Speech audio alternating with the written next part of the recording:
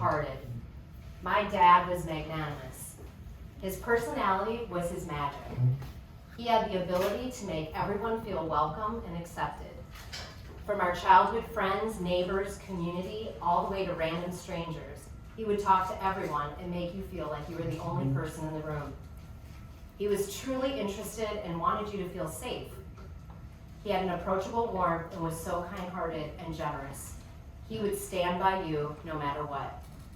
My parents met in Montana at the Connolly Saddlery, but Waukesha, Wisconsin was home for most of their lives. With no biological family there, they developed a true community of friends, which became our family. Our home was a gathering place for their gourmet club, holidays, dinners, rap group, celebrations, and so much more. My dad would be sure that everyone was welcome. His closest friend, Dave Helen, always said, "I didn't know how to be a friend until I met Bill Downham. Close friends were everything." The community that my parents helped build came from giving back to others.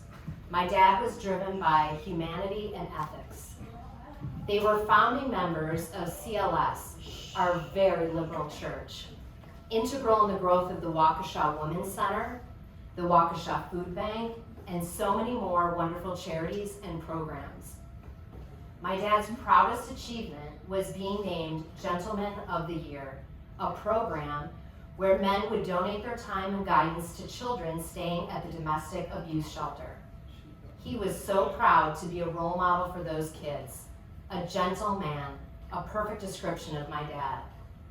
My parents' marriage and relationship set a high standard for my brother and I.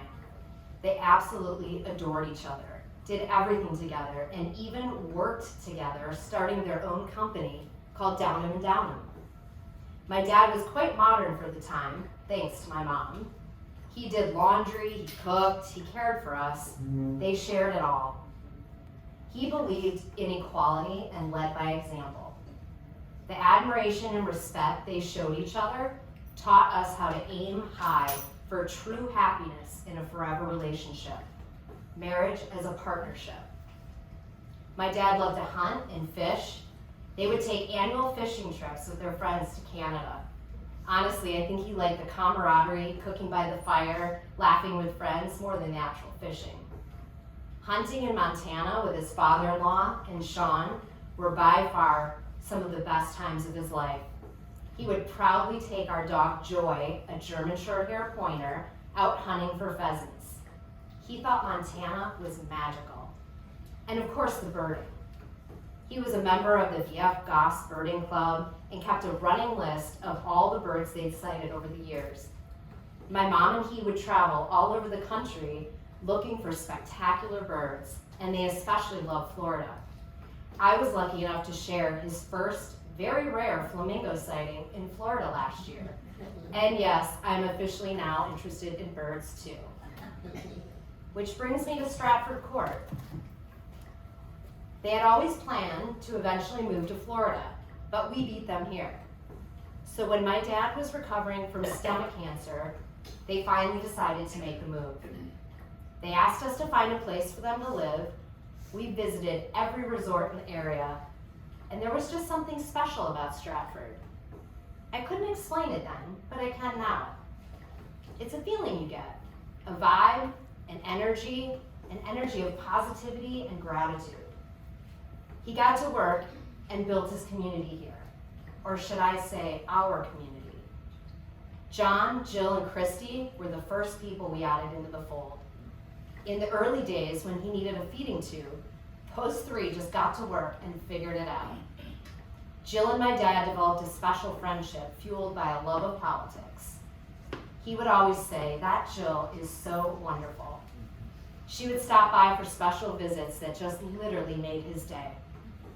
If he could have gotten B12 shots every day, he would have just to see Jill.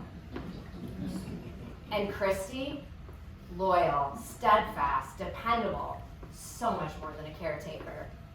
The sports conversations would get quite heated and way above my head. I honestly don't know how we would have made it without Christy. Brandon, he wanted to adopt you.